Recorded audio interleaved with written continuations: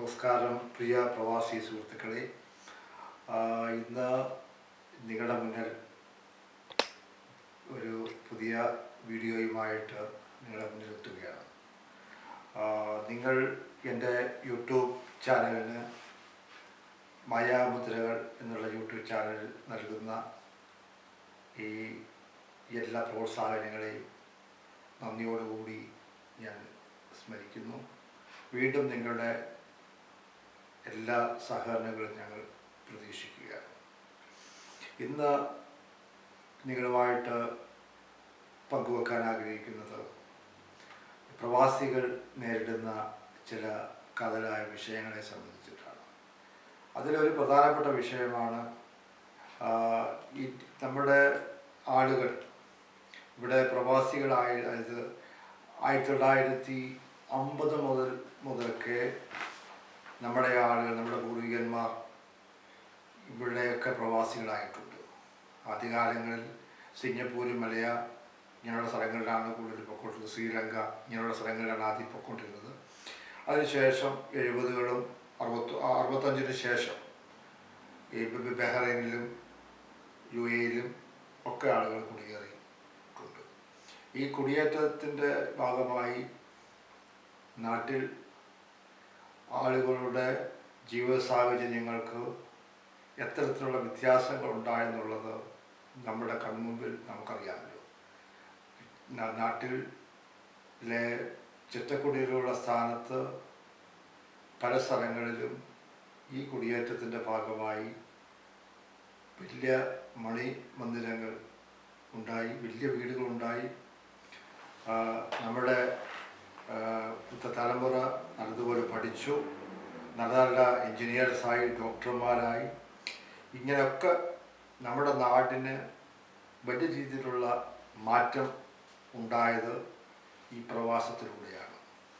എന്നാൽ ഈ പ്രവാസികളെ മാറി മാറി വരുന്ന നമ്മുടെ ഗവൺമെൻറ്റുകൾ ശരിയായ രീതിയിൽ സഹായിച്ചിട്ടുണ്ടോ എന്ന് ചോദിച്ചു കഴിഞ്ഞാൽ ഇല്ല എന്നുള്ളതാണ് ശരി. കാരണം വളരെ വർഷങ്ങൾക്ക് മുമ്പ് തന്നെയുള്ള നമ്മൾ നേരിടുന്നൊരു വിഷയമാണ്.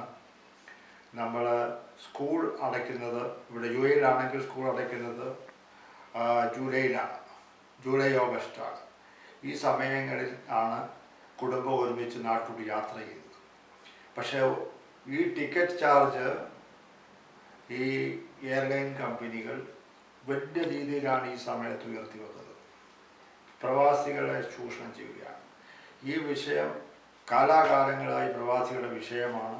പക്ഷേ ഇതിന് യാതൊരു തരത്തിലുള്ള നടപടികളും മാറി മാറി വരുന്ന ഒരു ഗവൺമെൻറ്റുകളും സ്വീകരിച്ചിട്ടില്ല. കേരള ഗവൺമെൻറ് പലതരത്തിൽ സമ്മർദ്ദം ചെലുത്തി എന്ന് പറയുന്നു, ചെയ്തിട്ടുണ്ട്. പക്ഷേ അതിൻ്റെ ഒന്നും എഫക്റ്റ് ഒരിടത്തും കണ്ടില്ല.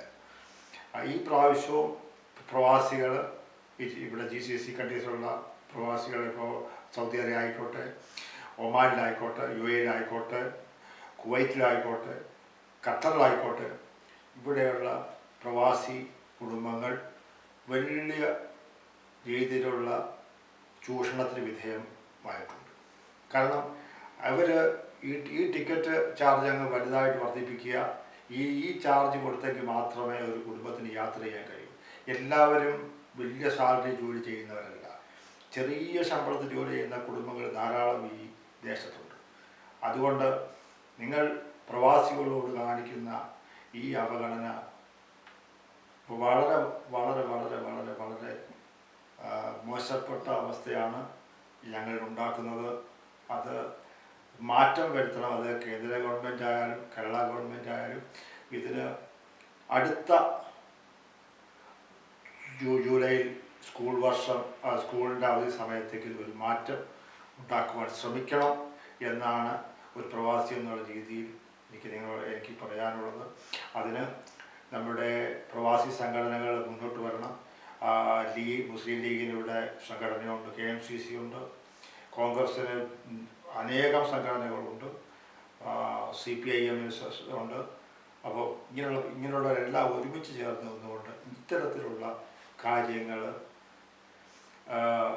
ഒന്ന് നടത്തി കിട്ടിയാൽ പ്രവാസികൾക്ക് വളരെ ഗുണകരമായിരിക്കും എന്നുള്ളതാണ് എനിക്ക് ഈ അവസരത്തിൽ ഷെയർ ചെയ്യാനുള്ളത്.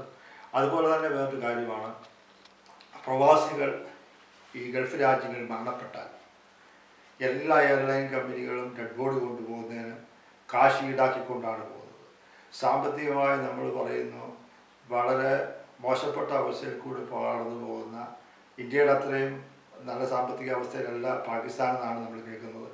അവർ പോലും അവരുടെ ഒരു പൗരൻ ഈ രാജ്യത്ത് മരണപ്പെട്ടാൽ ഫ്രീ ആയിട്ട് അവരുടെ വീടുകളിൽ ഡെഡ് ബോഡി എത്തിക്കുന്നുണ്ട്. അതുപോലും ചെയ്യാത്ത, ഡെഡ് ബോഡിക്ക് വരെ കാശ് തൂക്കി വാങ്ങിക്കുന്ന സമീപനമാണ് ഈ നമ്മുടെ ഇന്ത്യയിലോട്ട് സർവീസ് നടത്തുന്ന എയർലൈൻ കമ്പനികൾ നടത്തിക്കൊണ്ടിരിക്കുന്നത്. ഇതൊക്കെ പല പ്രാവശ്യം പല സംഘടനകൾ ശ്രദ്ധപ്പെടുത്തിയിട്ടുള്ളതാണ്. പക്ഷേ യാതൊരു തരത്തിലുള്ള മാറ്റങ്ങളും ഉണ്ടാക്കുവാൻ ഇന്ന് അധികാരത്തിരിക്കുന്ന ഗവൺമെൻറ്റുകൾക്ക് യാതൊരു താല്പര്യവുമില്ല. ഇതാണ് ഈ വിഷയത്തിൽ പറയാനുള്ള ഒരു കാര്യം.